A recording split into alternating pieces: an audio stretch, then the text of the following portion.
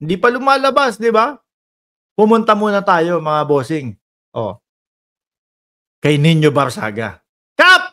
Ikaw ba ay nanonood dyan? Kung ikaw ay nanonood, ikaw ang topic ko ngayon. Oh, yung inilantad mo dito. Oh. Yun. Okay, mga Kap, nagmamadali ka eh. Mainit si Kap ninyo eh. Magpaliwanag. Maglalagay ako nito, mga boss. Oh. O, game. Ganun lamang yun. Okay, mga kapatid. Kahapon, ayan, may pinagtena sa akin. Kasi po, hindi, yung mga dating number po sa akin ng mga bata-bata ni Digong, hindi po nakasave na sa cellphone ko. Hindi na po nakasave. Now,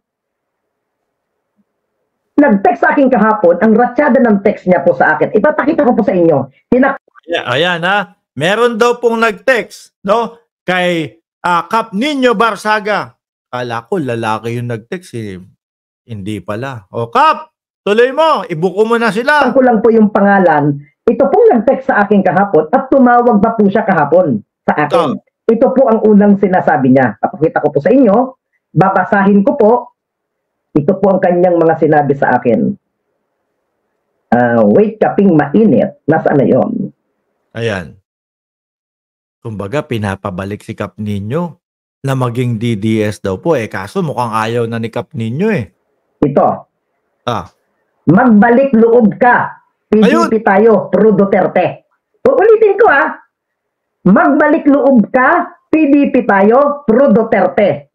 Dahil po ang number niya po, hindi na po nakasave sa akin, ito po ang reply ko. Sino po ito? Sorry po, bago po ang cellphone po. Bakit ganun? Ginagapang pa nila, no? Yung mga sumusuporta kay Pangulong Bongbong Marcos. Ano silbi ng mga vlogger nila dyan?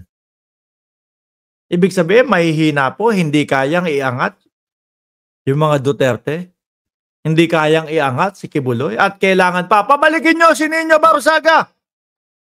Oh. Dahil malakas na vlogger yan. Pabalikin nyo si Nino Barsaga. Pasuportahin nyo din. Sabihin nyo mag-DDS na ulit. Oh, PDP laban. Eh mukhang ayaw na po talaga eh. Nino, mag-isip-isip ka na. PDP tayo. Yun ang sabi niya Nino, mag-isip-isip ka na. PDP tayo. Yun ang sabi niya sa akin. Now, nag-reply ako. Ang sabi ko, Sir, first name, first of all, ano yung pag-iisipan ko? Ano po yung pag-iisipan ko? Bakit yung mga vlogger ninyo? Hindi nyo konbensihin na galingan mag-vlog? Alam niyo po mga kababayan, kasi ang nakikita po natin doon sa kampo nila, pahina po ng pahina. Tingnan nyo na lang ho mga bossing, yung kanilang yung kanilang maisog, yung mautog nila, alaws. Paunti ng paunti. O, di ba? Sandamakmak na vlogger pa yung mga nakikita kong nakahawak ng ganun doon. Nilalive lahat. Sabi ko, ano ba to mga vlogger ba to o mga cameraman? Bakit? Wala bang mga silbi yun? O eto, meron pang yung mga nasa SMNI. O, di ba? Ang laking channel na vlog yan. SMNI yan eh. Hindi kayo doon? Kulang pa sa inyo yon at kailangan pabalikin si Kap Nino.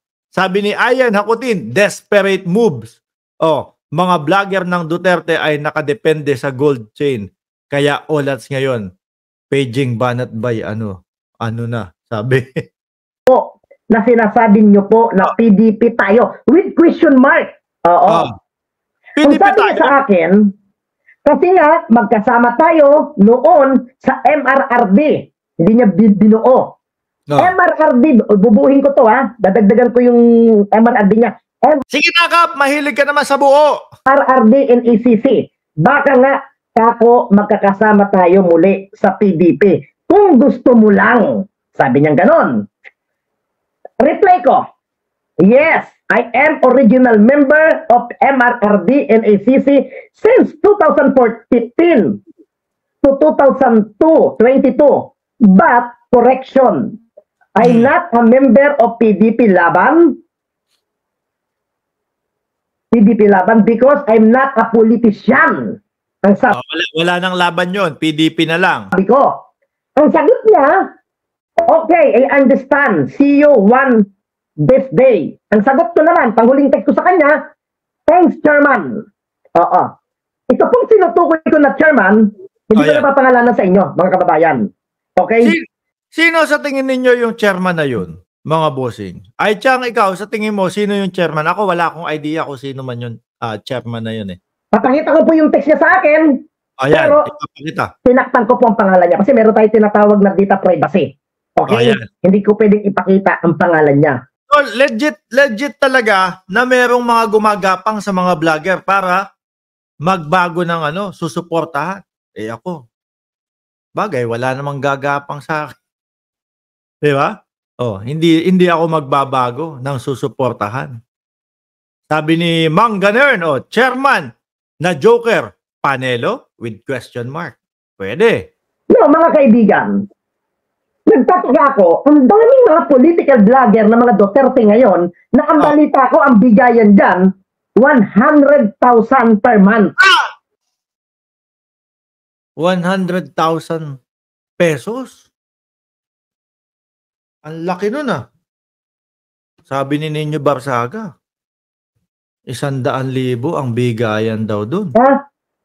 Bakit ako? Halos bumakbak na ako sa mga Duterte. Nagsalita na ako ng hindi magaganda. Halos binasag ko na yung putang inang imahe ni Digong Dacolet.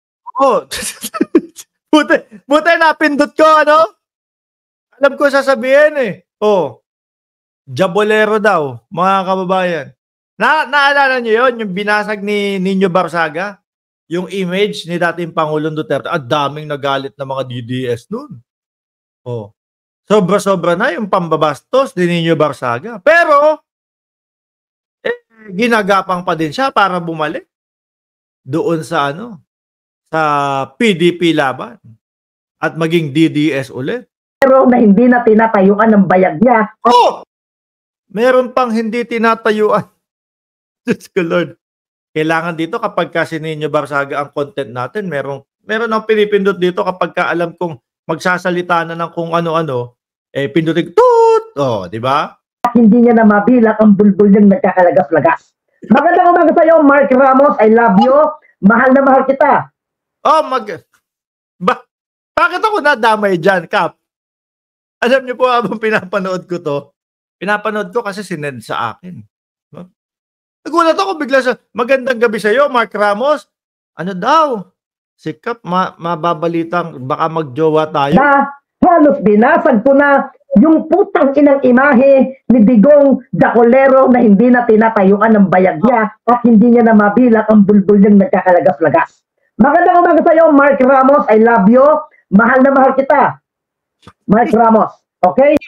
Mahal ka din namin, Kap. Nagulat lang ako bakit bigla ako nasingit doon. Tuloy mo na, Kap. Ito po yung pinaka-text sa akin kahapon. Papakita ko po sa inyo. Baka sabihin nyo, gawa-gawa ko po itong text sa akin. Yeah. Hindi ko to gawa. Ha? Pakita ko po sa muna. Ayun, Ayun nga.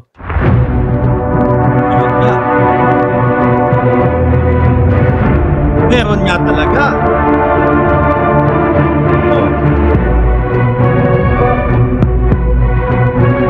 Meron nga talaga. Diba?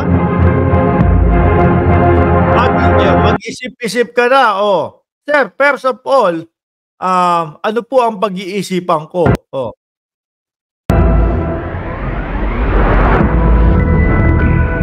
Meron talaga.